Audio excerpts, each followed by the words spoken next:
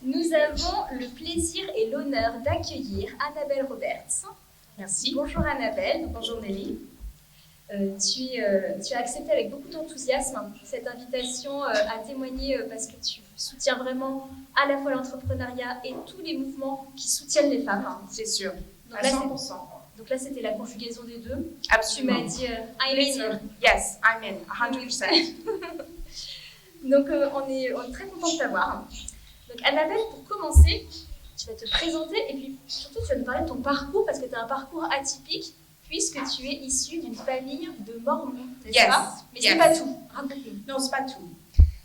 Bonjour, enchantée. Moi, c'est Annabelle Roberts. En effet, j'ai grandi au Canada et parfois, j'ai l'impression d'avoir deux vies parce que j'ai grandi dans le grand nord du Canada. Donc, la frontière la plus proche était les États-Unis, mais côté Alaska. Je suis l'aînée de 10 enfants. J'ai grandi dans une communauté mormone. Et je suis la première femme dans ma famille à travailler. De loin, la première femme à avoir un business. J'ai le moindre d'enfants parmi tous mes frères et sœurs, j'en ai 3. Et eux, ils rigolent quand je dis ça, c'est famille nombreuse. Ils disent pipi de chat. Et très tôt, j'ai su que ça n'allait pas être ça ma vie. Parce que quand on est mormone, on est élevé de la plus tendre enfance, quand on est femme, d'être femme et mère. Quand j'ai passé le bac, il y avait 12 filles, parce qu'on était des filles à l'époque, dans ma classe, et la moitié qui on était déjà mariées. Et on n'avait pas le droit de regarder la télé, mais il y avait quelques familles dans ma communauté qui n'étaient pas mormones. Moi qui ai toujours aimé l'argent, et des babysitters, et c'est là où j'ai pu voir Oprah Winfrey à la télé, si vous voyez qui c'est. Et quand je l'ai vue à la télé, moi j'étais là genre, oh my God, I want to be like her. Je vais être comme elle. Elle m'a inspirée et dès ce moment-là, je me suis intéressée à l'entrepreneuriat, comment monter son business, etc. C'est ce qui n'est pas du tout encouragé chez les mormons. J'ai commencé à passer du temps sur Internet, qui était tout nouveau au début. Et évidemment, la première question que j'ai demandé à Internet, c'est « Est-ce que Dieu existe vraiment ?» Ok.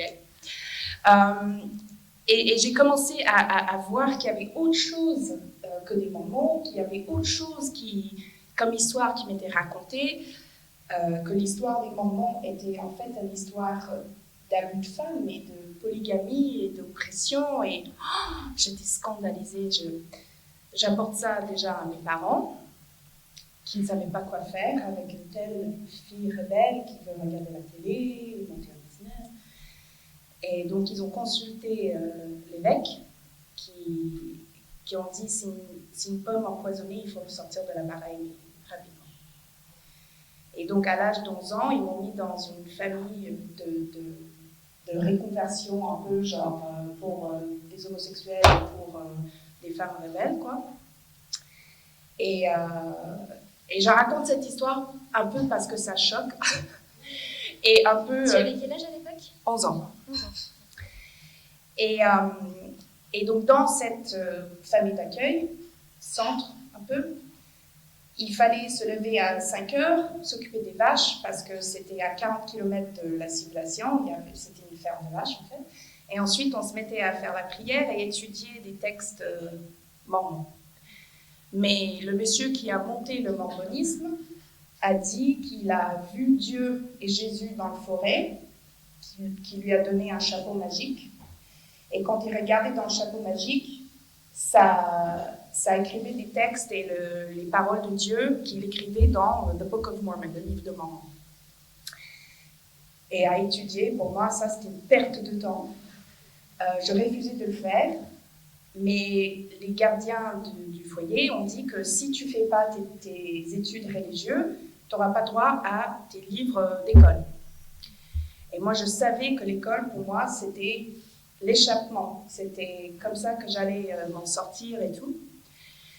Et Et donc je le faisais, mais vraiment à contre-cœur. J'étais tellement pas contente, etc. Et ils se rendaient compte que juste avant des examens avant le Toussaint, ils se rendaient compte que je le faisais mal. Je mettais des moqueries, enfin, des trucs d'ado, quoi. Et donc ils ont enlevé mes livres et j'étais tellement pas contente que j'ai dit je vais leur montrer. Et mes affaires de séminaire, ils appellent ça séminaire, étaient validées par l'évêque le dimanche matin, pendant la messe, 3 heures de messe. Et donc moi j'ai tout emmené ce jour-là, mais aussi avec un bon de lac et des allumettes. Parce que j'allais dire, vous allez voir mon mécontentement, c'est pas... Vous me freinez sur le chemin de Oprah Winfrey, ça va pas du tout... Et donc j'attends que la messe commence, tout le monde prie, machin, et moi je prends mes affaires comme un psychopathe, je sors, je vais devant l'église qui avait un grand baie vitré comme ça, je creuse un trou dans la neige, je mets tous mes affaires, les textes sacrés, le séminaire, tout. Je bombe le tout de lac, je mets la bombe de lac, je l'allume, et je prends ma place dans l'église. Donc évidemment quelques secondes plus tard, je suis devenue terroriste domestique. Et ça fait comme ça. Quelqu'un dans la congrégation dit « Fire !» Et tout le monde va devant et il voit ma petite manifestation. On va appeler ça comme ça. Mais mon nom est écrit partout dessus, donc Et l'évêque il dit « Mais qui a fait ça ?» Et je me mets devant comme ça. C'est moi. Et j'étais punie, j'étais très, très sévèrement punie. Mais j'ai compris dans cet instant, en fait, qu'on ne peut pas contrôler toujours les circonstances que l'univers te donne, mais on peut contrôler notre réaction et on peut contrôler ce qu'on fait ensuite. Donc, est-ce que c'était le bon plan? Non, pas forcément. Mais ça a forgé mon indépendance, en fait. Et l'âge d'émancipation légale au Canada, c'est de 16 ans. Et à 16 ans et un jour, j'étais partie, j'étais caissière dans un Safeway, c'est comme le Carrefour, quoi, jusqu'à la bac, et j'ai payé mes études comme ça. Et je raconte cette histoire parce que déjà, je trouve que même s'il n'y a pas beaucoup de Mormons en France, je trouve qu'il y a beaucoup de circonstances, en fait, avec le système français qui vous prive de le meilleur, ce qu'il y a à gratter dans les échelons de la vie professionnelle et sociale ici en France. Il faut être né avec le bon nom, il faut être né dans le 16e arrondissement aux alentours. Versailles est acceptable aussi, à la limite, 7e, 5e. Il faut y aller à la bonne école, il faut... Donc, voilà, j'ai compris que si on a 2 prénoms, c'est bien, mais c'est encore mieux d'avoir 2 noms de famille. Et si on a 2, c'est bon. Jean-Baptiste de la Cantigny ou Marie-France de Bretteville le 2e, c'est très bien. D'accord? Donc, bref, donc tout ça pour dire que tout de suite, j'ai compris que l'entrepreneuriat, résilience, ok, la porte n'est pas ouverte, ben, très bien, vous avez passé par la fenêtre, ça existe et c'est possible. Merci pour ce témoignage, on peut l'applaudir.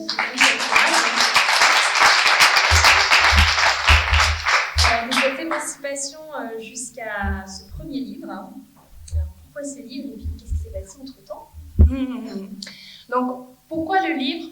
Honnêtement, on va vous parler de la théorie de la veste.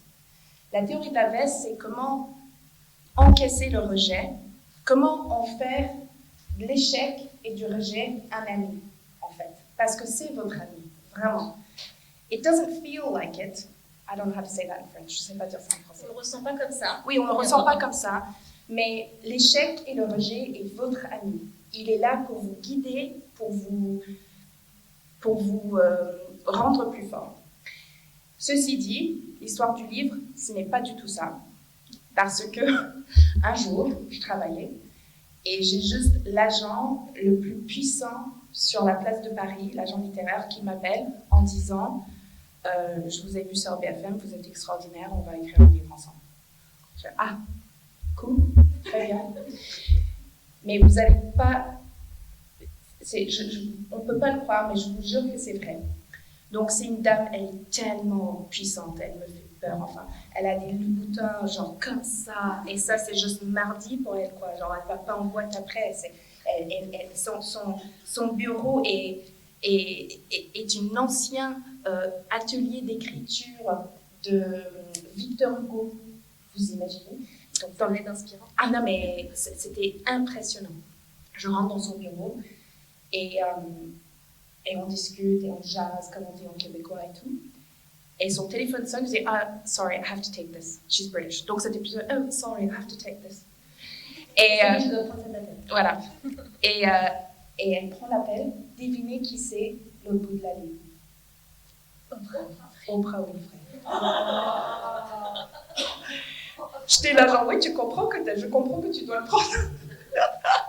Et elle était en train de publier un livre justement sur un chercheur, je ne me souviens plus de son nom, mais qui a travaillé contre la mutilation génitaux des femmes, etc., mais pendant 40 ans. Et avec Oprah Winfrey, ils écrivaient ce livre et c'était elle son agent. Et moi, j'étais l'agent.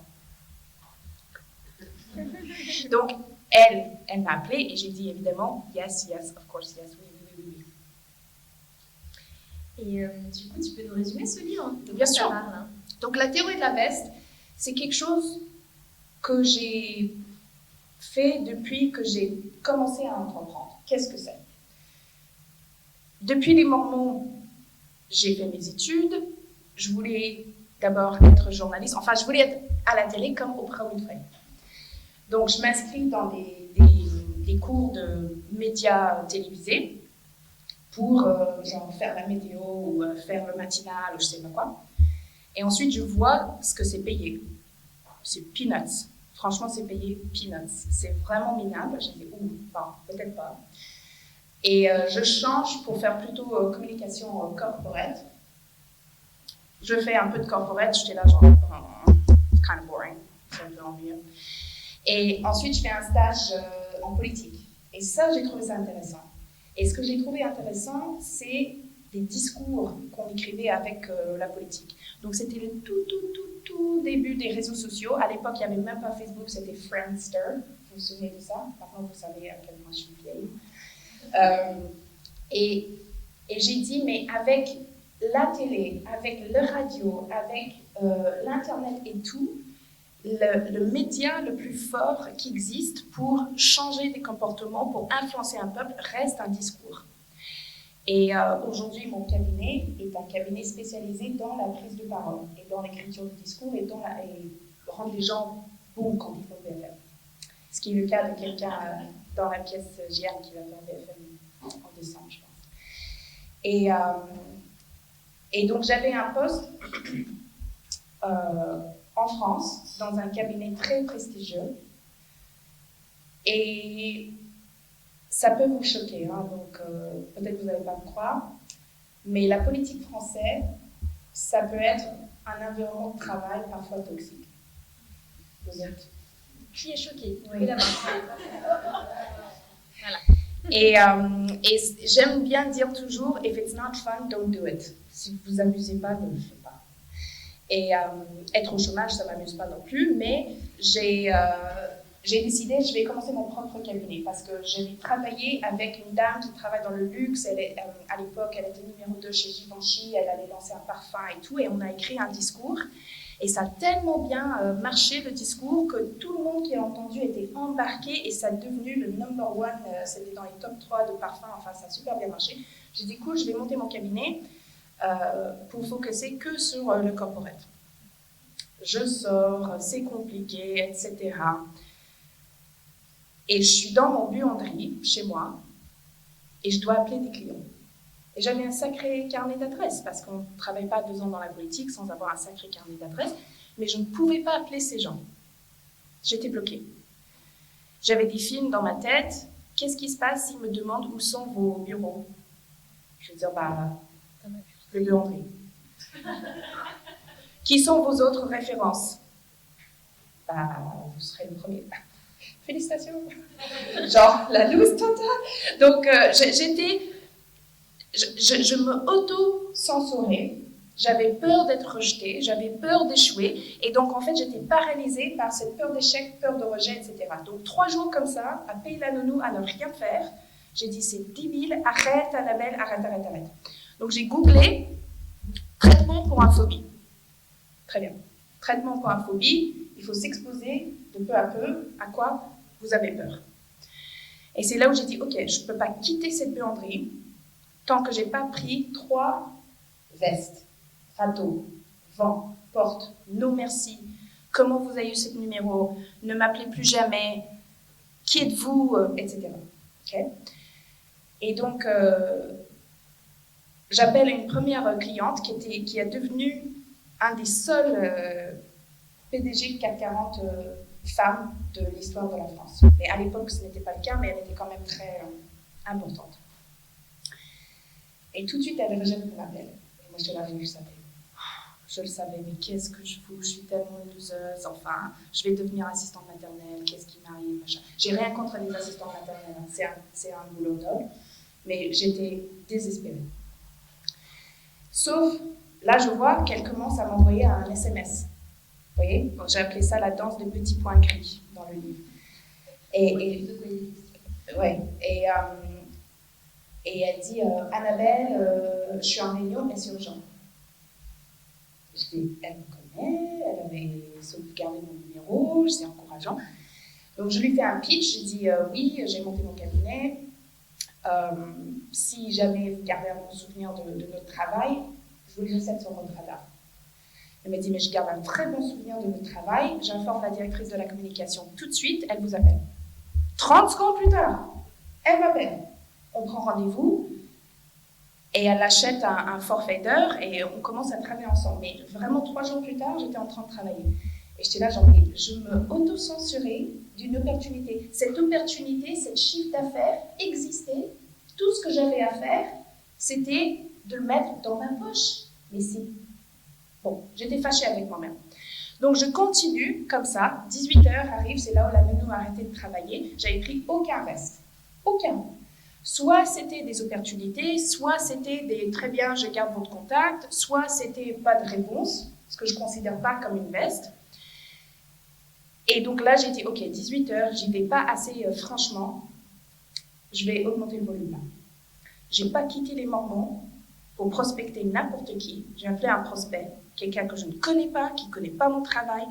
Il faut que je prenne une veste. Si j'ai quitté les Mormons, c'est pas pour prospecter genre Veolia ou je sais pas quoi. Rien contre Veolia.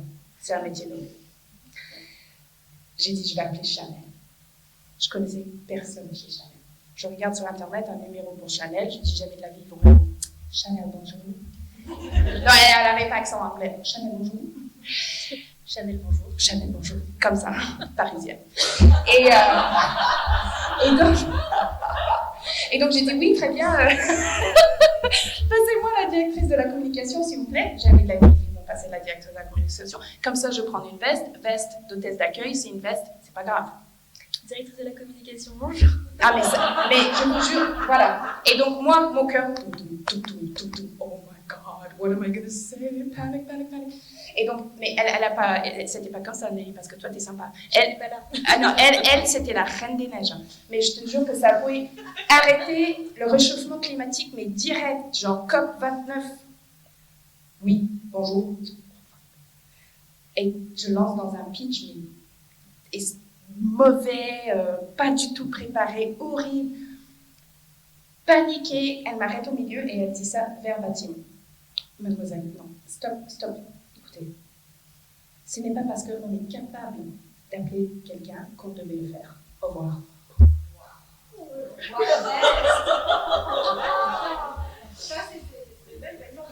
Et j'avais physiquement mal, en fait. J'avais physiquement mal, je transpirais, j'avais le cœur qui battait, j'avais des petits points blancs dans ma vision, enfin, j'étais pas bien dans ma buanderie. Sauf que j'attends genre 2-3 minutes comme ça, choquée. Et je dis, mais elle ne me connaît pas. Elle ne me connaît pas. Moi, je suis une petite mouche qui a fait autour de sa tête pendant 30 secondes. C'est fini. Et j'ai des clients. J'ai des rendez-vous commerciaux, j'ai un entonnoir de clients, ma business est lancée. J'avais envoyé ma première facture, j'ai dit, mais... Donc, pour citer Elton John, I'm still standing, yeah, yeah, yeah. Okay? Et c'est là où j'ai compris, en fait, que la veste ne tue pas. Il faut le prendre de manière intelligente. Je n'étais pas du tout expérimentée dans la veste. Et à partir de ce moment, je voulais comprendre pourquoi est-ce que j'ai physiquement mal. Pourquoi, si le monde appartient à ceux qui osent, c'est la peur numéro 1. Donc les gens, ils disent souvent que prendre la parole en public, c'est leur peur numéro 1. Mais vous savez pourquoi? C'est parce qu'on a peur de s'exposer. On a peur du honte. La honte est une technique de survie qu'on a développée parce que quand on habitait dans des tribus de 30 à 60 personnes sur les savanes d'Afrique, si vous tirez l'attention vers vous, soit vous allez être mangé par des prédateurs, soit c'est pour challenger l'alpha. Et comme on dit en anglais, if you're going to shoot the king, you better kill him. Si vous allez tirer sur le roi, vous avez intérêt de le tuer. Donc c'était pour challenger l'alpha. Donc c'était mauvais, mauvais, mauvais. Faites pas de vagues, vive longtemps. Sauf qu'aujourd'hui, l'inverse est vrai. Et les sentiments ne sont pas là pour nous dire la vérité. Le cerveau est là pour dire la vérité. Les sentiments sont là pour nous garder en vie. Et donc, dans ce moment-là où je chantais de Elton John, j'ai compris en fait que ici, ça me disait la vérité et ici, ça me mentait. Et donc, comment être intelligent dans nos vestes.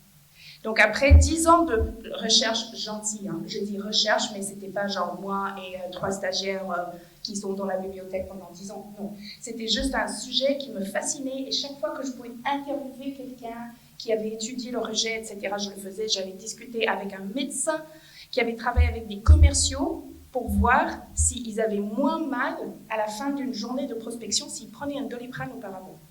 Et ils avaient. Okay?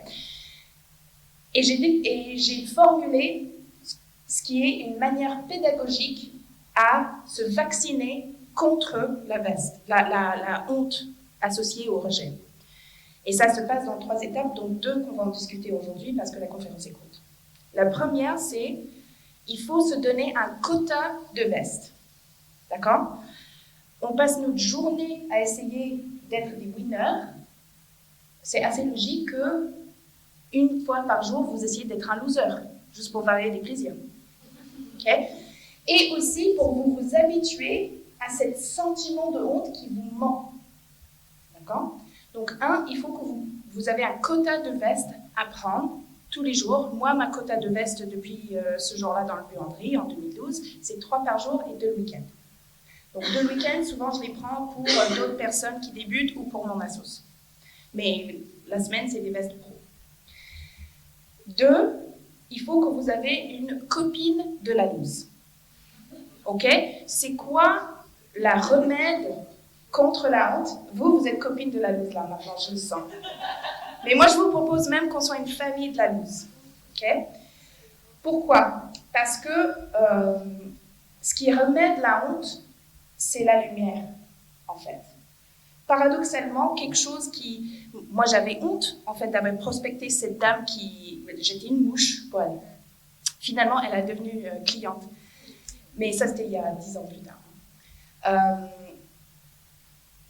Et quand vous partagez vos looses avec votre copine de la loose, par exemple, comment vous appelez-vous? Gabrielle. Donc, imaginez que Gabrielle, elle prospecte pour signer des gros contrats. Okay? Moi, je suis sa copine de la loose.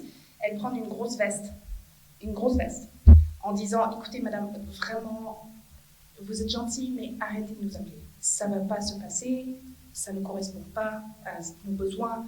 Donc, on vous félicite dans votre courage et votre persistance, mais franchement, c'est non. Okay. Oui, mais franchement, c'est non. Okay. Et elle est là, genre, oh là là là. Donc, elle va partager ça avec moi, sa copine de la loose, et je vais dire, mais Gabrielle, tu te rends compte, t'es la meilleure loseuse qui a jamais existé. tu te rends compte comment tu étais y allée au bout de ta loose? D'accord? Vraiment, t'es courageuse, t'as osé, ou plein d'autres n'auraient pas osé, et la satisfaction que t'as de dire que ce client-là, je vais marquer dans le CRM, rouge, non, je les recontacte dans un an. OK? Bravo, tu es une super loseuse. Okay? Et donc là, la réaction pour tout le monde, c'est pareil, c'est sourire. Et on sourit là où avant on avait de la honte. Parce qu'il ne faut pas avoir honte d'avoir envie de développer son business. Je trouve qu'il y a un problème en France avec l'ambition. L'ambition. Parce que moi j'apprends le français un petit peu plus tous les jours, mais quand j'ai commencé à comprendre, il me disait ça sur mon ancien cabinet déjà. Oh non mais elle avait dos long qui raille le parquet. Je dis mais qu'est-ce que ça veut dire? Je dis, et donc après j'avais une copine sympa qui m'expliquait, elle m'a dit non mais Annabelle, c'est bien d'avoir l'ambition, mais il faut le cacher. Mais pourquoi? Parce qu'après, les gens ils vont dire non, mais elle est intéressée. Je dis oui, je suis intéressée dans ma propre future, c'est normal. Oui, mais il ne faut pas montrer que tu es intéressée. Ah bon? Ben non. Parce qu'ensuite, ils vont dire que tu as les dents, tu as des crocs, comme un vampire qui veut sucer. Et ils sont tellement longs que ça raye le paquet. Je dis mais c'est quoi cette image? C'est une image de vampire? Mais non! Oprah Winfrey était ambitieuse. Christine Lagarde, elle est ambitieuse. Je veux dire que heureusement qu'on a de l'ambition, heureusement qu'il y a des ingénieurs qui ont dit on a l'ambition de faire le train le plus rapide du monde. Bon, maintenant le Japon et la Chine vous a battu, mais quand même. Les trains qui n'arrivent pas, donc c'est tout. Oui, et eux ils sont à l'heure. Je dis ça, je dis rien. Et donc l'ambition en fait est vertueuse parce que tout le monde dans cette pièce, on a de l'ambition. Qu'est-ce qu'on va faire si on gagne beaucoup d'argent? Bah, on va employer des gens et leur payer bien. On va envoyer nos enfants à des écoles qui vont leur permettre de devenir ingénieur et battre ces fichus de chinois un jour. Donc tout ça, c'est vertueux. C'est vertueux. Bref. Donc, quota de veste, copine de la loose. Et ma boîte s'appelle Present Perfect. Chez Present Perfect, on trouve toujours d'occasion de nous vacciner contre la honte en trouvant des doses pas toxiques de honte. Donc, toute occasion que nous avons de se auto-embarrasser en sécurité, on le prend. Donc, moi, par exemple, pendant des années avant le Covid, je prenais le train de banlieue pour arriver à Saint-Lazare et j'avais 2 scooters garés à Saint-Lazare parce qu'ils étaient toujours volés, etc. Donc, c'était 2 scooters de livreurs de pizza que j'ai payé 400 € sur le bon coin. Et s'ils étaient volés, j'ai dit « OK, next ». Mais c'était des merdes, mais vraiment. Genre, c'était des pots de rust, rouillure, rouillé, voilà, horrible. Mais j'ai des rendez-vous chics, genre on se donne rendez-vous au Crillon, au Ritz, au Hôtel Georges V. Et donc à chaque fois, pour me auto-vacciner contre la honte et m'habituer à être performant malgré ce sentiment de honte, moi j'arrivais toujours au Crillon, Georges V, etc. Et je donne le scooter le valet, voiturier. Oui, voiturier. À chaque fois, je lui donne les clés comme ça, il me regarde, mais vous faites attention. Hein. Et là, genre, non mais vous êtes sérieux là, madame? Je dis, mais oui, je dis, vous faites attention. Ouais, d'accord. Genre, et le gars à côté du Rolls Royce. Ouais.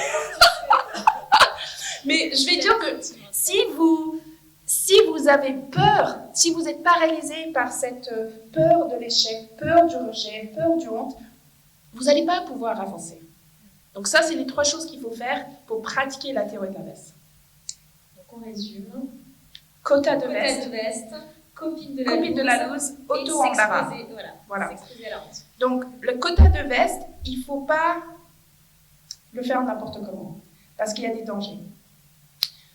Si j'avais la réputation que j'ai aujourd'hui, et j'appelais la Reine des Neiges chez Chanel, je pourrais abîmer ma réputation, ce qui est mauvais, ce qui met en danger ma boîte, le salaire de mes employés, ce n'est pas du tout une bonne idée. Donc, un bon quota de veste, une bonne tentative de veste doit respecter 3 critères. Le premier, c'est qu'il faut que vous soyez quasi sûr que c'est une veste. D'accord? Donc, le but, c'est quand même de muscler votre muscle de la loose. On ne va pas aux salles de sport pour regarder Plus belle la vie. On va aux salles de sport pour se faire mal, se déchirer des muscles pour qu'ils puissent revenir plus fort. Ou brûler de la graisse, ou voilà. Donc il faut que vous soyez quasi sûr que c'est une veste. 2, si jamais ce n'est pas une veste, ça vous propulse vers votre ambition. Et vous savez maintenant ce que je pense de l'ambition, donc il faut être capable d'articuler votre ambition et d'assumer votre ambition.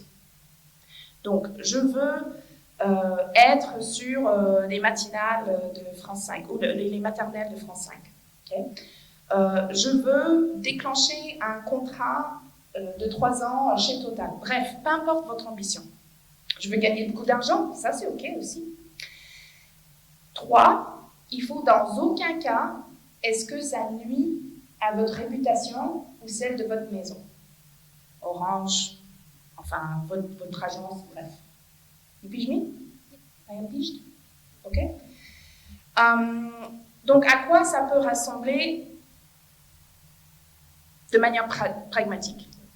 Prenons le cas de Gian. On a sympathisé, on a jasé avec Gian, on a fumé des cigarettes et tout. Gian a un super produit. Et ce qui lui manque aujourd'hui, c'est que tout le monde en France sait qu'elle a un super produit. Donc, elle va définir, selon son ambition. Son ambition, c'est que tout le monde achète le cahier de vacances de Easy Up. Okay? Et donc, elle va dire, très bien, mon quota de vestes, c'est quand même une grande ambition. Mon quota de vestes, c'est 3 par semaine. Je pense que c'est une bonne quota de veste. On va cibler la veste. Il faut être créatif dans vos vestes, d'accord? Souvenez-vous qu'il faut qu'on soit quasi sûr que c'est une veste. Donc, on n'a pas d'agent RP. On appelle en direct le staff de programmation chez les maternelles, etc. Donc, il faut qu'on soit charismatique et créatif dans notre communication. Moi, j'appelle ça la paramètre mignon. La vulnérabilité, en fait, c'est peur du honte. Vous voyez? Et ce qui est génial avec la vulnérabilité, en fait, c'est que comme ça nous fait peur de s'ouvrir un petit peu, mais souvent, quand on le fait, l'autre va le faire aussi. Right? Donc, si elle l'appelle, elle dit « Oui, écoutez, c'est encore moi, Gian Easy Up, ne raccrochez pas. J'en ai pour 15 secondes. Je sais que c'est la 7e fois que je vous appelle, mais je vous jure, donnez-moi 15 secondes et après, c'est fini. » Oui, allez-y, madame. Okay. Nous avons eu un taux de chiffres incroyables qu'elle a, parce qu'elle est aussi des par data, Gian, etc., pour nos enfants qui ont pratiqué la méthode Easy Up. Les témoignages clients sont, rapidement je le dis, je suis média traînée. Le jour où vous faites quels sont les carnets de vacances à prendre, je ne sais pas quels sont vos sujets que vous préparez, etc., mais le jour où vous faites ça, je vous jure que vous allez avoir une bonne cliente chez moi. Je suis animée à l'antenne, je ne vais pas être trop commerciale. Le but vraiment, c'est que les enfants sont capables de parler de l'argent, qui est un vrai problème en France. Donc je vous dis ça, je ne vous dis rien. Est-ce que vous avez envie de raccrocher? Non, Gian, ok, je comprends maintenant l'intérêt, bref, voilà. Ok? C'est filmé, tu pourras tout ça. Mais ce qu'elle a fait, Gian, c'est qu'elle a fait une tentative de veste paramètre mignon. C'est presque mignon ce qu'elle dit, en fait. Okay? Elle considère les besoins de l'autre. Souvent, quand on demande quelque chose, on part de ce qui compte pour nous. Mais on oublie que si vous comprenez la motivation de l'autre, vous allez comprendre comment vendre à l'autre.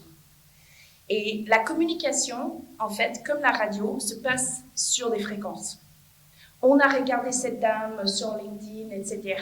Gian, elle, c'est Fun Radio. Okay? C'est Virgin FM, un peu comme moi. Moi, je suis Fun Radio, boum boum, ya, délicat, fun. Okay? Mais on regarde cette dame sur LinkedIn et on voit qu'elle, c'est plutôt Radio Notre-Dame. Ce qui est très bien. Il faut de toutes les fréquences radio, il faut de toute la musique, c'est très bien. Okay? Mais elle va y aller voir et elle va voir qu'elle est très business, qu'elle fait ce job depuis longtemps. Et donc, ce qui compte pour elle, peut-être, c'est l'efficacité. C'est de l'intelligence émotionnelle, en fait. Et ça, c'est une bonne tentative de veste. Pourquoi? Parce que, on est quasi sûr que c'est une veste. On n'est personne. On n'est pas sur la place de Paris. On n'a pas d'agent. On n'a pas de RB, rien du tout. Ça se voit que c'est homemade. Okay? 2, si jamais ce n'est pas une veste, est-ce que ça te propulse dans la stratosphère, ton produit? À mort. Okay? 3, comme on pratique la paramètre mignon et comme on a le droit à tellement plus de choses quand on est entrepreneur que quand on est salarié, ça n'abîme pas sa réputation. Et même si c'est une veste, on peut être sûr que Radio Notre-Dame, elle va se souvenir de toi. Tu vois? Donc, tu es sur la radar de quelqu'un de très important et très stratégique, ou ce n'était pas le cas auparavant. C'est pas du tout impossible qu'elle t'appelle d'ici 2 semaines en disant « Écoutez, on a eu quelqu'un qui a annulé. Est-ce que vous pourriez être là dans 3 heures ?» « Oui, j'arrive. » Vous voyez? OK? Donc, vous comprenez? Et ensuite, si elle dit « Oui, très bien, j'ai entendu votre speech, madame, je connais votre produit, on n'est pas intéressé. » Oh. Bah, elle va déjà compter dans sa quota de veste. Et la définition de la performance, c'est de remplir ses objectifs. Donc, elle va dire, non mais 3 vestes, dans la semaine, j'ai rempli mes objectifs, je suis performante. Bravo! OK? Et deuxième, elle va célébrer ça avec sa famille de la loose, Gabrielle, Clotilde, elle est où, elle est là, OK? Voilà, Nelly, tout le monde.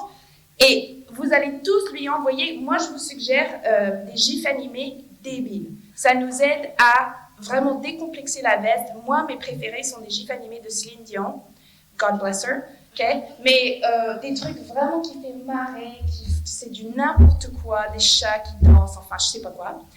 Et on va dire, là, tu as osé où plein d'autres n'auraient pas osé. Bravo, chien. OK? Vous voyez comment ça marche? Tout à fait.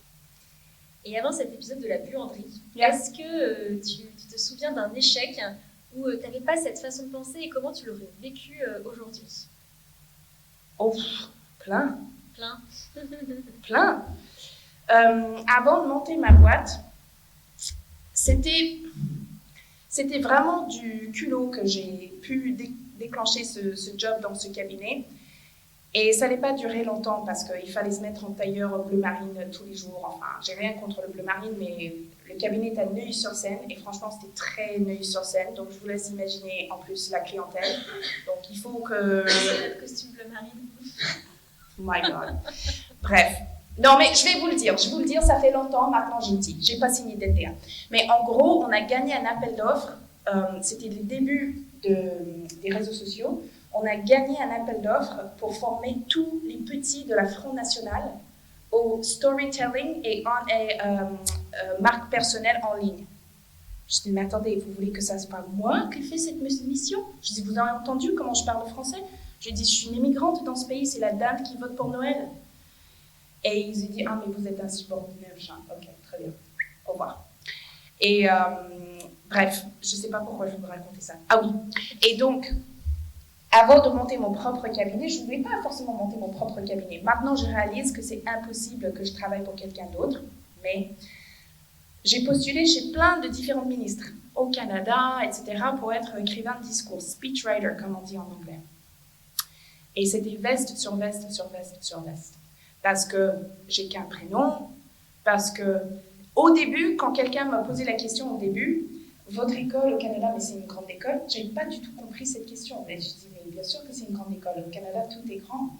J'ai dit, les maisons sont grandes, les apparts sont grands, je veux dire, les cages de poules de 8 mètres carrés, ça n'existe pas au Canada. Donc j'ai dit, quelle question bizarre. J'ai dit, oui, c'est même très grand.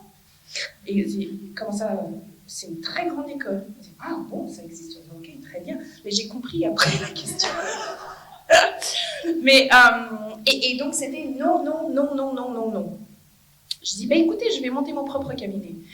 Et il y a tellement de bleu marine dans la politique que j'ai dit, il faut que je sois singulière, il faut que je sois tellement différent que les gens disent, mais qui est cette femme? Enfin, donc, si vous faites un tour sur notre site, vous allez voir que c'est rose, paillettes, il y a des licornes qui dansent, enfin, c'est n'importe quoi. Mais ensuite, vous allez voir les références clients. Et il y a juste tout le monde. Il y a tout la CAC 40, tout le monde du luxe, chaque banque, Non. Je ne dis pas ça pour m'inventer, mais enfin, si un peu. Et donc, tous ces noms, en fait, le ministre du Québec, le ministre de l'Alberta, le ministre de l'Intérieur, enfin, c'était très douloureux à l'époque, mais avec mes recherches et avec le livre, encore une fois, avec mon obsession avec l'échec et le rejet, je peux vous dire 2 choses. Pour le livre, j'ai interviewé une dame fascinante. Elle s'appelle Emily Winter. Elle a grandi au fin fond du milieu de nulle part aux États-Unis. En gros, si vous voulez réussir aux États-Unis, il faut que vous venez de la parenthèse. Okay? Soit côté Est, New York, Boston, Maine, etc. Soit côté Ouest, Seattle, California. Tout au milieu, c'est un peu genre, ah ouais, d'accord, vous êtes un cow-boy. Et elle était au plein milieu de Cowboy Land. Et elle a dit, moi, je vais écrire des séries télé. Elle déménage à New York, elle ne peut pas avoir d'agent, personne ne veut l'employer, etc. Elle essaie pendant 3 ans, et après elle a dit, vous savez quoi, c'est la dernière année, j'en peux plus, j'ai plus d'argent, j'ai rien à montrer après 3 ans de travail, ni de publication, ni d'émission télé, rien. Elle a écrit publicité pour des tampons.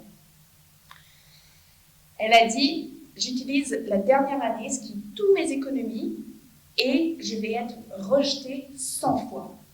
Et je vais faire un tableau Excel de toutes les fois où j'étais rejetée, etc.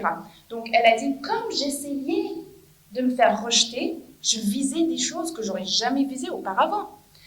Donc, elle envoie un article au New York Times. New York Times, s'il vous plaît. Elle n'a jamais été publiée, etc. Et elle parle de les dernières économies qu'elle va dépenser pour construire son Excel de non merci. Et le New York Times, elle rappelle, mais racontez-nous cet Excel, c'est intéressant, machin, publié dans le New York Times. Et donc, à la fin de son année, elle a resté à New York, elle a pris 103 rejets, mais elle a eu un agent, publié dans le New York Times. Elle était staff writer sur une émission télé, mais qui était annulée après, mais c'est pas grave, je veux dire que ça lui a permis, c'était un tremplin. Et aujourd'hui, elle habite Los Angeles et elle fait ça à temps plein. Et donc, je l'ai interviewée, je suis devenue copine avec elle, je l'apprécie beaucoup. Et j'ai dit, mais qu'est-ce que ça t'a appris? Elle m'a dit, ça m'a appris peut-être la leçon la plus importante de ma vie. Que quand les gens dans le monde professionnel te rejettent, ce n'est jamais toi qui te rejettes. Jamais. C'est toujours une version de la phrase suivante, ce qui est vrai. Votre offre ne correspond pas à nos besoins actuels. C'est tout. Votre offre ne correspond pas à nos besoins actuels. That's it. Et donc, c'est pas votre travail n'est pas bon, c'est pas ça. C'est vos projets actuels ne correspondent pas avec nos projets actuels. Et ça, c'est assez libérateur. Et c'est ça ce qu'il faut dire, en fait. Merci. Est-ce que vous avez des questions pour Annabelle? Ou est-ce qu'il y a quelqu'un qui veut partager leur ambition et on essaye de faire un parcours de veste? J'adore faire ça. Super. Déjà, on va les applaudir. C'est bien.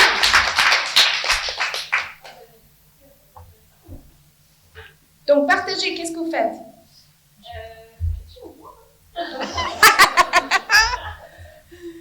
Merci déjà pour cette super inspirante. Je pense qu'on avait besoin aujourd'hui. Je pense qu'on était à ça, on arrêté hier et là on est à fond là. Oui, merci beaucoup. Nous, on a créé une plateforme qui permet à des retraités d'avoir un complément de revenu en proposant l'accès à une liste de garde d'enfants, jardinage, économiste. Et les 2 premières années ont été assez porteuses parce que c'est un sujet qui fédérait bien et qui a intéressé la presse parce que c'était la réforme de l'enfant et tout ça. Et on a eu du mal à imaginer un business model. Et depuis un an et demi, on a identifié peut-être le besoin de le vendre aux collectivités, aux communes, aux mairies. Tout ça, c'est très long et on s'est pris une grosse veste vendredi dernier. Chez qui? Dans une ville dans le nord de la France, à Reims. Ok. Voilà, ça fait 18 mois presque qu'on a bossé sur le dossier. Quoi. Alors, qui aura eu l'avantage de bien nous aider à designer notre offre, mais n'empêche que pas.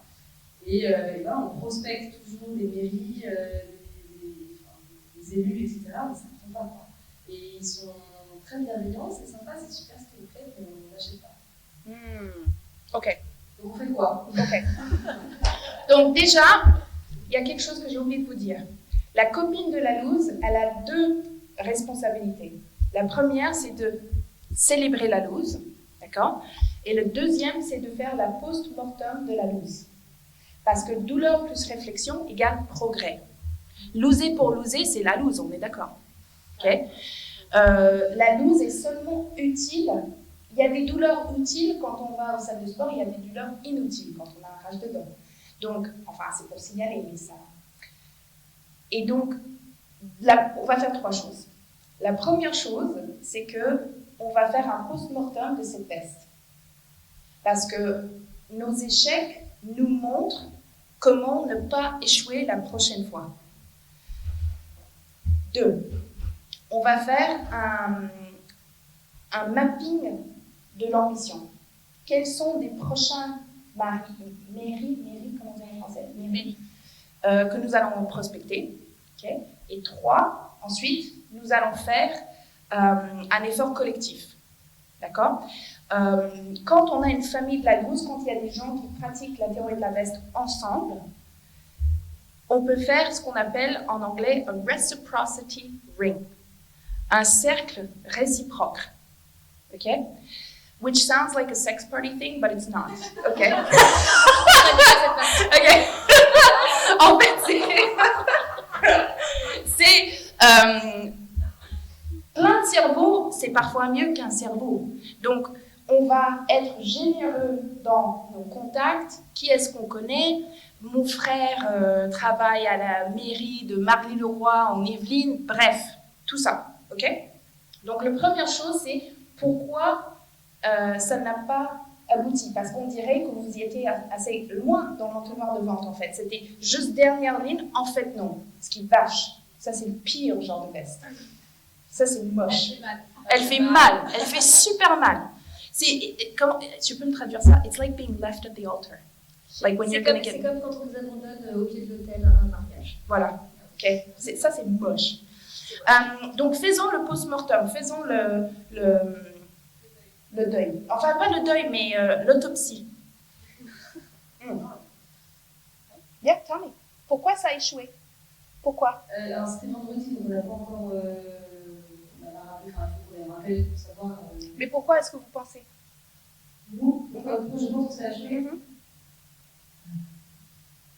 Les besoins ne correspondent pas à la proposition ne correspond pas aux besoins actuels. Ok, mais où était le déconnect?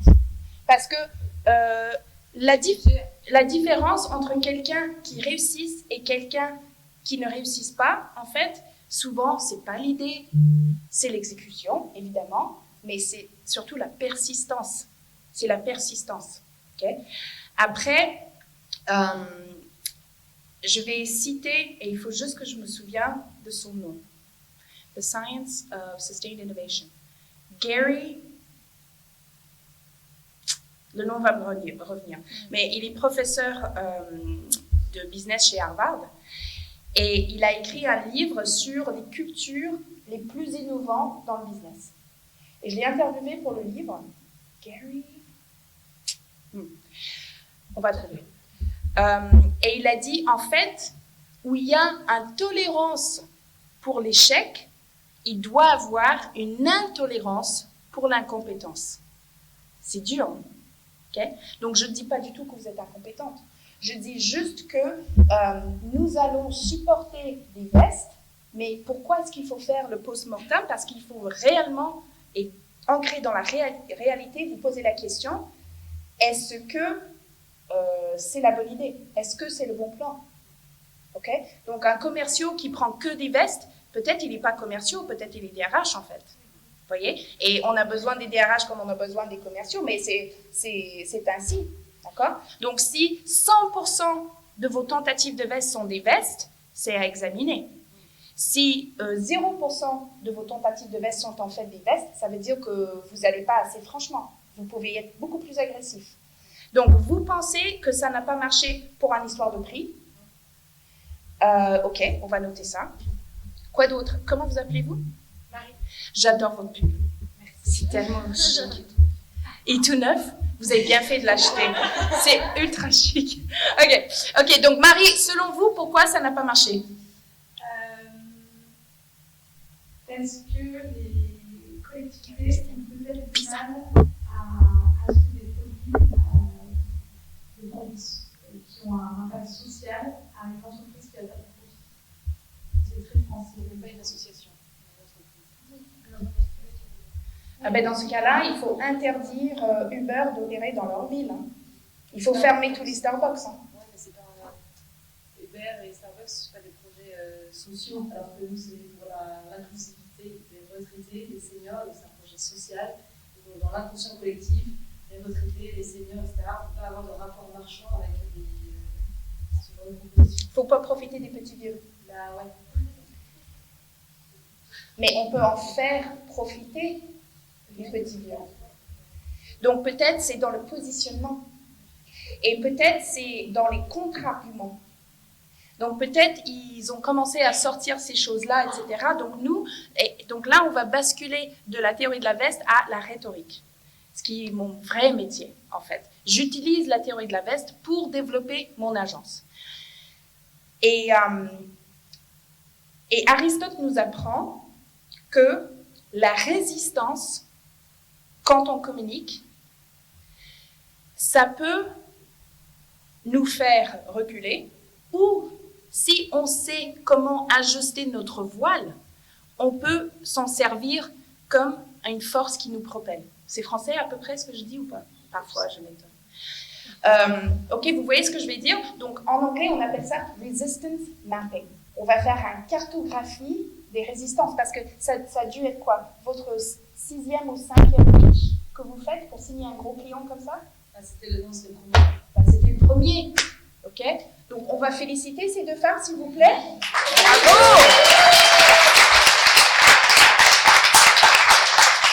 Ok? Et en plus, je trouve que vous avez commencé gros. Arras, c'est un nom d'une ville que je connais. Donc, ça doit être une grande ville à peu près. Oui, le TGV arrête là, non? Ils ont des bonbons pas très bons qui veulent. Ah oui, là, oui. Ça, c'est pas... Non, mais ça sent que tous les trucs que les Français dans les régions ils pensent qu'ils sont délicieux, ça a été inventé il y a 300 ans, parce que parfois c'est juste pas bon, et t'es là genre, mais c'est pas bon, mais vous êtes fiers, ok. Donc, non, il faut pas leur dire, non. Mais, on va en manger. Oui, ok. Donc là, en fait, en faisant la post-mortem de votre veste, donc déjà, il doit avoir quelque chose chez vous, parce que d'arriver jusqu'au dernier moment de l'entonnoir de vente, ça veut dire qu'il y a quelque chose. Ça veut dire qu'il y a quelque chose. Donc, est-ce le moment d'abandonner? Je ne sais pas, ça c'est peut-être vous de le dire, mais on n'arrive pas si loin dans un deal si c'est du bullshit quand même. Donc, il y a quelque chose. La deuxième chose, c'est que positionnement et aussi les contre-arguments. Donc, si on sait ce qu'ils vont dire, par exemple, pour force de donner cette conférence 15 000 fois, je sais qu'il y a toujours quelqu'un qui va se lever la main et qui va dire non mais attendez, si on prend des vestes dans tous les sens, plus personne va performer et toutes les boîtes de France vont couler. Donc c'est la première question. Je sais que c'est souvent un homme qui va poser cette question, et je sais que c'est parmi les premières ou deuxièmes questions qu'ils vont poser. Souvent tous les restes c'est sur des mormons, tout le monde veut savoir tout sur les mormons. Et donc, il faut faire la cartographie des résistances que vos futurs clients vont avoir. Ça, c'est une leçon qu'on peut en tirer de l'autopsie de notre veste. Le deuxième, c'est, il vous dit, ah, mais vous êtes commercial, vous faites de l'argent sur des petits seniors, etc. Bah, peut-être c'est votre positionnement. Peut-être c'est, non mais attendez, il y a un élément social dans ce qu'on fait, mais un peu comme Lulu dans la rue, on va trouver d'autres, on appelle ça en rhétorique « success coupling ». En fait, vous attachez votre concept à d'autres concepts qui ont déjà marché. Lulu dans la rue, bah, souvent c'est des petits jeunes de banlieue qui vont déménager votre appartement pour vous. Ah mais attendez, vous profitez des jeunes, c'est pas sympa. Mais pas du tout, c'est gagnant-gagnant. D'accord ? Il y a une autre chose qu'on apprend quand on apprend la dialectique et la répartie, et on appelle ça criminaliser la pensée. Criminaliser la pensée. Qu'est-ce que ça veut dire? Ça veut dire qu'on connaît notre argument tellement bien qu'on sait qu'ils vont dire bah, attendez, vous profitez des petits vieux là, c'est pas du tout sympa, d'accord? Donc, comme on sait que c'est une résistance qu'on va souvent avoir, parce qu'on a fait la cartographie des résistances, avec notre copine de la loose, on dit, mais sur où il va nous chatouiller? Qu'est-ce qu'il va nous dire? Qu'est-ce qui va nous poser problème? Alors, attendez, lui, il est super écolo, il vote vert, machin, ça se voit que sa chemise vient d'Emmaüs, enfin, donc, rien contre Emmaüs, c'est un métier. Mais, on n'oublie pas que pour opérer la paramètre mignon, il faut savoir quelles stations radio sont eux. Okay? Lui, c'est France Culture, à mort. Okay? Et donc, on va ajuster un petit peu notre fréquence radio pour que nous puissions faire de la musique.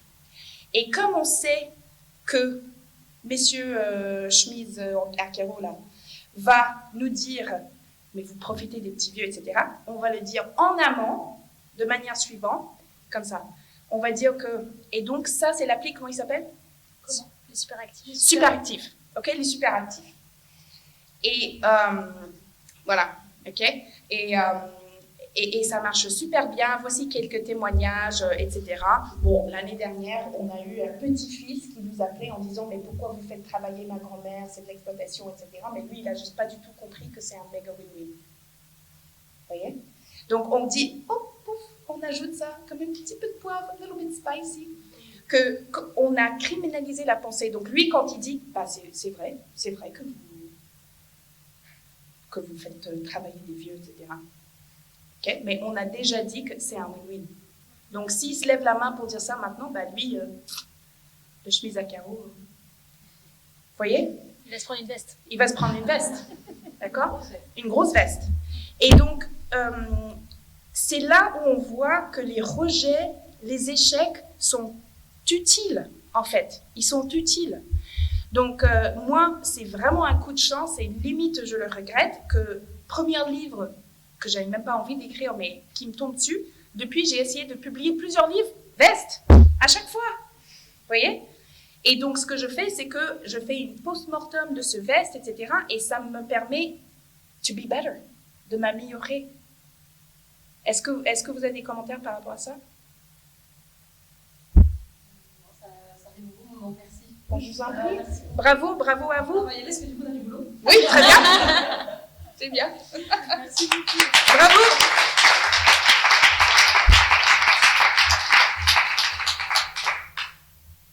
Est-ce qu'il y a d'autres qui ne voient pas du tout comment se prendre des vestes? Tout le monde est habillé pour l'hiver, je crois. C'est bien. C'est bien. Des commentaires, des questions peut-être hein? Des questions sur les Mormons? Sur les bords. C'est pas interdit. À quel moment on sait qu'on abandonne? Donc, quand on abandonne, quand la copine de la loose nous dit « Écoute, ça pue ». On abandonne quand on fait l'autopsie de la veste et on constate que éventuellement ce n'est pas un fit, que c'est de l'incompétence, mais juste pour ce domaine. Donc, par définition, le meilleur joueur de basket au monde va être le pire combatteur de sumo, et vice-versa. Okay? Il faut le bon athlète dans son sport. Donc, peut-être ce n'est pas votre sport. Peut-être vous essayez d'être le commercial et vous n'êtes pas le commercial. Il faut avoir une certaine connaissance de soi aussi, et avec la copine de la loose, on se pose la question, est-ce que je suis juste têtue? Est-ce que je suis têtue, ou quand je regarde le data, quand je regarde le marché, est-ce que les faits me racontent une autre histoire? Vous voyez? Après, comme on fait plein de différentes tentatives de vestes, le but, c'est de faire des vestes variées, bizarres, en fait. Des choses que vous essayez d'être une winneuse toute la journée. Quel est votre métier? Moi, oui. Je suis recruteuse du médecin européen pour travailler en France. Oui, très bien. Là, c'est un métier à veste. Hein. Là, c'est une usine à veste. J'en ai reçu quelques-unes. Oui. C'est pour ça que j'ai mis des paillettes aussi aujourd'hui. Mais c'est bien, il faut en mettre des paillettes. machine à veste, ça c'est sûr. D'accord? Et donc, regardez le data, les faits ne mentent presque jamais. Okay? Si vous essayez de recruter tel type de profil ou depuis telle école, etc., et 100% est une veste, ça veut dire que you're doing something wrong. Il y a un couac quelque part. Et posez-vous la question, le but, c'est pas votre fierté, le but, c'est de la performance. Le but, c'est d'avancer. Donc, qu'est-ce qui m'empêche à avancer? Ou peut-être juste, on abandonne cette champ de tentative de veste. On va choisir une autre école. Okay? Mais si 100% de ce que vos vestes, vos tentatives de veste sont des vestes, ça veut dire qu'il y a examiné. Il y a un problème. Donc, est-ce un problème de positionnement? Est-ce un problème de je n'ai pas assez de contre-arguments? Est-ce un problème de... Bref, à vous de voir avec votre copine de la loose. Est-ce que ça répond à votre question? Yeah? Okay. Sort of? J'en ai eu pas mal, des vestes avec Mais allez-y, pitchez-moi, racontez-moi vos vestes. Le plus récente. La plus récente, j'ai une banque qui vient frapper à ma porte en me disant votre projet est génial, on veut investir, on veut rentrer au capital. Je pitch mon projet devant un directeur régional et puis devant son acolyte, le directeur commercial. On me dit c'est pas grave si tu n'as pas de chiffre d'affaires, on y va, ton truc répond exactement à notre cible, à notre besoin. Et c'est un cabinet de recrutement dans le médical. C'est une plateforme, c'est une première base de données de médecins européens à destination de la France qui va permettre aux recruteurs, qu'ils soient amateurs ou avertis, de trouver leur pépite. Ok, et c'est les recruteurs qui payent. C'est le recruteur qui paye, le médecin rentre gratuitement sur la plateforme, mais va avoir des options payantes comme l'accompagnement administratif juridique, la vérification de son éligibilité, l'authentification. Et éventuellement des boosts. Ouais. Okay. Voilà, un peu comme le fonctionnement de LinkedIn, mais en monde médical. Yeah. Ok. Donc là, je leur explique que j'ai pas de chiffre d'affaires, qu'il faut développer la V2, qu'il me faut 250 000 € pour faire fonctionner la boîte, etc. C'est pas un souci, on y va, Donc moi, je fais des tableaux dans tous les sens parce qu'on me présente un directeur juridique, et puis je bosse 10-12 heures par jour. Et puis au bout de 3 mois, en fait, le directeur juridique me dit ah ben, en fait, je vais la faire, mais on a besoin que tu me prouves la scalabilité de ta boîte. Et une personne, alors que les deux autres m'avaient dit oui. Voilà. Et j'en ai beaucoup voulu parce que j'ai perdu du temps et de l'énergie. Et je me suis pris une méga veste parce que du coup, je me suis concentrée sur eux et pas sur le reste. Pour au final, effectivement, me dire j'arrête tout. Cet été, je me suis présentée au tribunal de commerce pour justement liquider mes boîtes. Il y en a une qui est partie, j'en avais deux. Voilà. Il y en a une qui est partie en liquidation, l'autre est en redressement. Et celle qui est en redressement depuis, alors vous avez ça s'appelle super bien là, depuis, j'avais décidé de lâcher prise et de voir comment la vie allait m'apporter son petit rayon de lumière. Je suis passée sur BFM TV, alors je n'y attendais plus. Et puis j'ai été contactée par une plateforme de crowdfunding qui m'a dit nous on y va même si c'est en redressement, on lance une campagne. Et là je suis peut-être à 2 doigts de signer avec 100 clients, mais c'est toujours la même chose. C'est à 2 doigts de signer, toujours à 2 doigts de quelque chose. Et dans l'entrepreneuriat, en fait, on ne peut pas continuer éternellement à se dire ah, c'est une bonne nouvelle. Non, parce qu'en fait, ce qui compte, c'est la signature. C'est sûr. Ce qui compte, c'est la signature. Et si moi, j'étais ta copine de la loose, avec plaisir, tu m'ajoutes sur LinkedIn. Tout se passe sur LinkedIn. C'est bien. Si moi, j'étais ta copine de la loose, avec un regard frais, comme ça, moi, j'aurais envie de te dire 2 choses, que là, on ouvre le cadavre et on voit qu'est-ce qui a tué le patient. Il y a 2 choses pour moi qui me sautent à l'œil, comme ça. Le premier, c'est que on apprend aux gens comment nous traiter. Si ce monsieur était capable de te faire silence radio pendant 3 mois, etc., et ensuite dire ah ben non, comme si tu n'as jamais eu cette réunion, enfin, okay? En quelque sorte, et à examiner pourquoi, on lui a montré que c'était admissible de nous traiter d'une telle manière. Et qu'est-ce que c'était? Est-ce que c'était la posture de soumission dans laquelle on s'est fait pendant la réunion? Est-ce que c'était le fait qu'on accepte que des gens ne répondent pas à nos mails pendant 3 mois? Qu'est-ce que c'était? Parce que finalement, des vestes sont les meilleures quand ils sont des vestes guillotine. Immédiate, c'est ça. Ce qui est horrible. Et c'est pour ça que y aller au bout de sa veste est importante.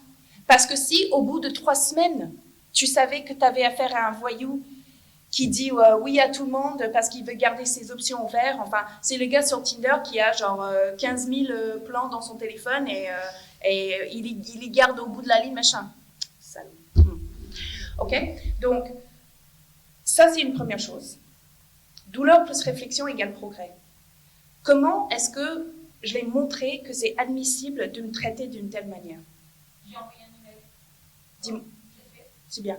Je l'ai fait, j'ai envoyé un email au directeur en disant vous êtes venu me chercher, vous m'avez fait une proposition, vous m'avez dit que c'était OK. Et une personne sur les 3 dit stop et tout le monde les doute. Et il a répondu ou pas? Ils n'ont pas répondu et du coup, je ne travaillerai pas avec cette banque. Si j'arrive à le faire, je ne travaillerai pas avec cette banque. C'est bien. On ne traite pas des gens comme ça. Mais non, on ne traite pas des gens comme ça. Ça, c'est vrai.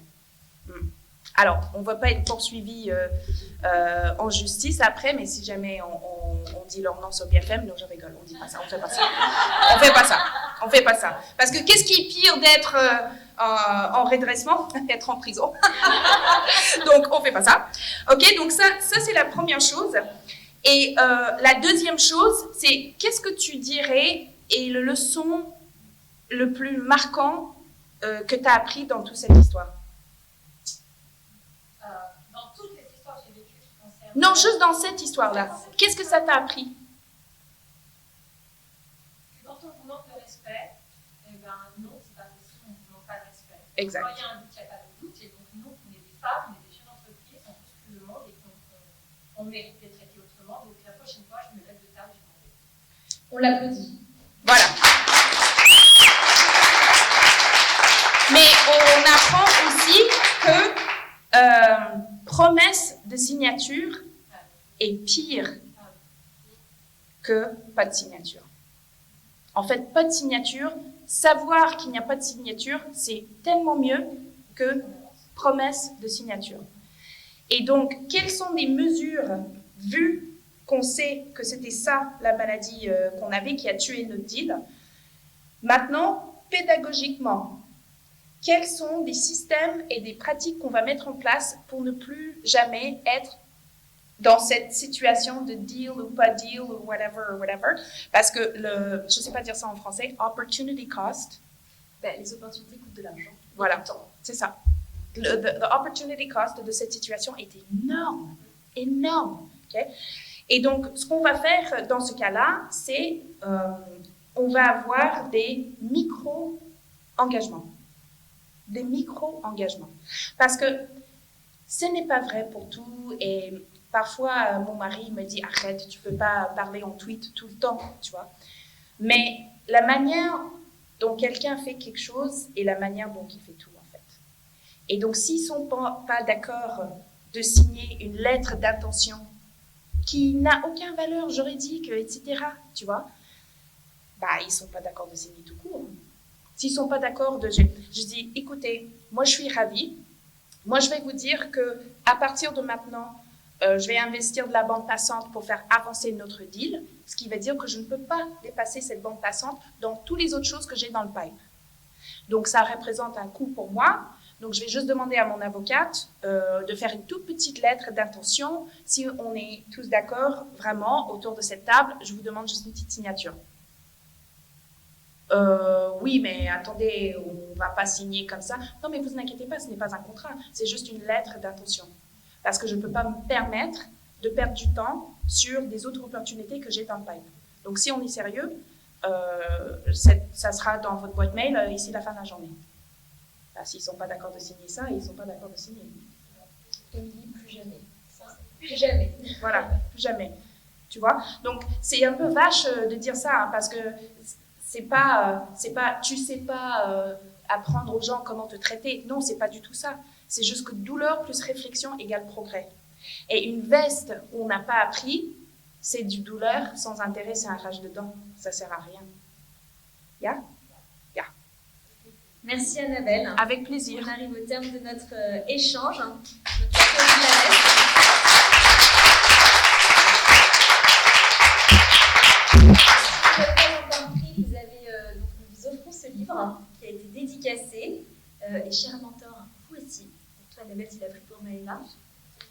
Donc, parce que je pense qu'on a beaucoup d'enseignements et cet échange a été très fructueux et on te remercie. Mais merci à Nelly de m'avoir invitée et d'avoir organisé tout ça. Bravo.